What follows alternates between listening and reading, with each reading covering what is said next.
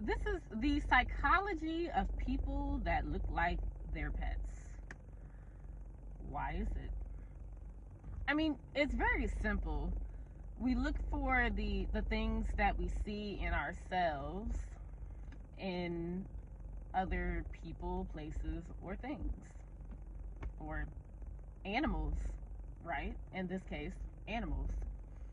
So if you like, say, if you are living a similar lifestyle, if you are an active person, probably your pet's going to be active and it's going to have the same physical characteristics, even facial features as you, in a sense, similar colors even.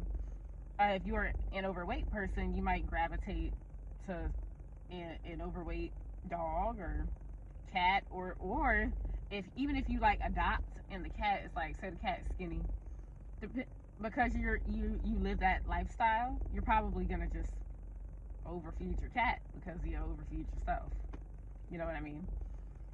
Um, and if we think about the personality types and things, if you're introverted or extroverted, you'll probably have your dog around more people or your cat around more people. They'll be pretty like, either they'll be social or a little antisocial. And the animal itself will seem very welcoming, even like they seem like different around people. They're not skittish.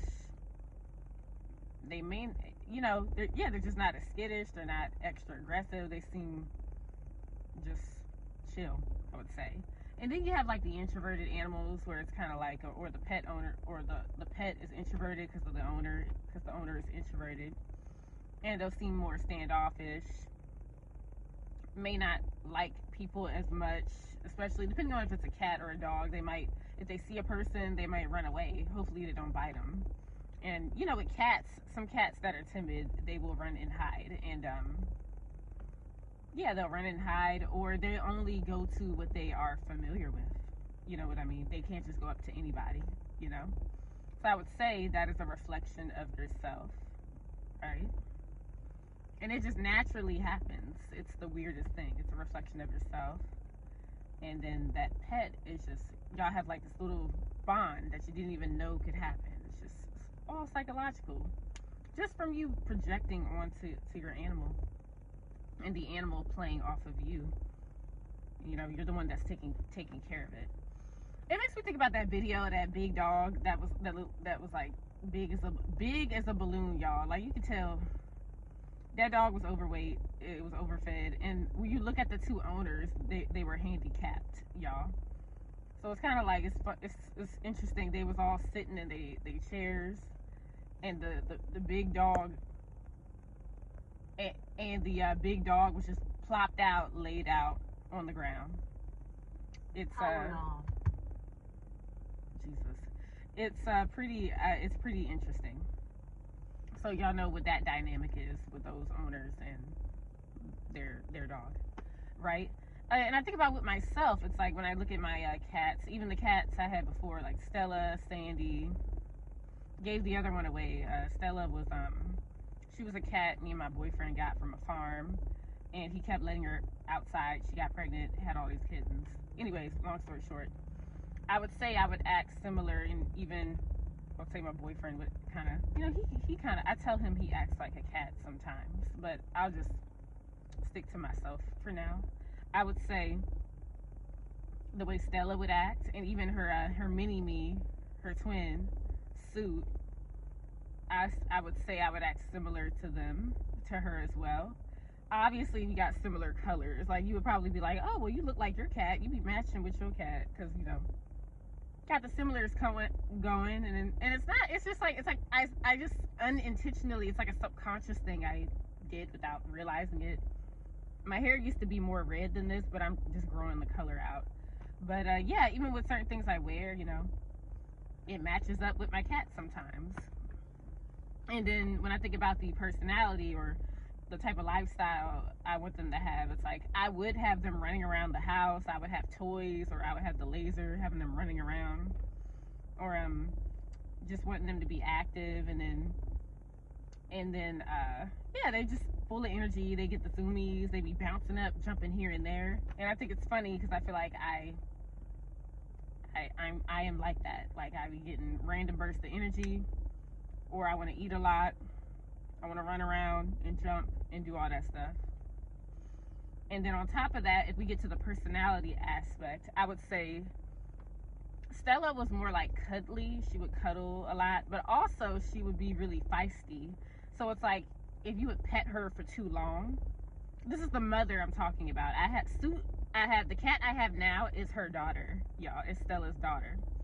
But yeah, I had to let them all go.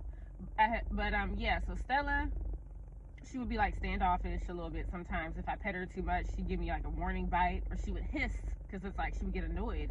She would be like, "Okay, I don't want you petting me no more."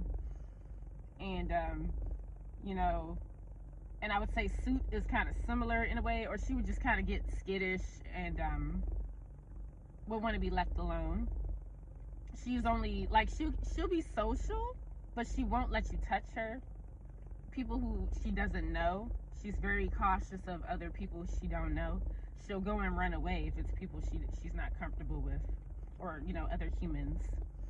I would say that's I feel like, oh, I'm kind of like that, or I'm not really comfortable with people I don't know. However, on the flip side, I would say I act like Stella, because Stella will kind of come up to almost anyone, but she would still be she's very adventurous. She's way more adventurous than her siblings. I think Sandy would come out of shell. Sandy's just not a fighter. He doesn't like fighting.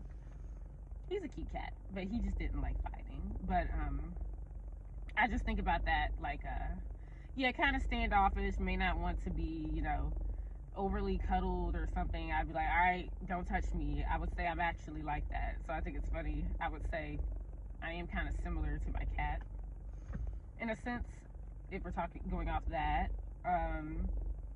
The attention, like wanting it, even though I just snapped at you a few minutes ago. It's like maybe I could relate to Stella with that, or Suit. It's very funny.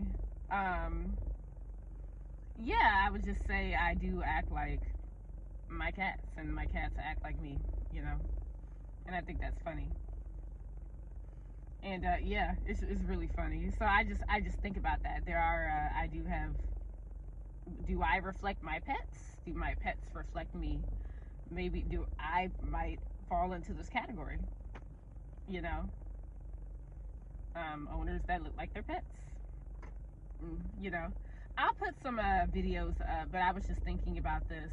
It is really a subconscious thing, and a lot of pet owners, they do find satisfaction when they see that their pets are kind of like them in a sense, or there is some like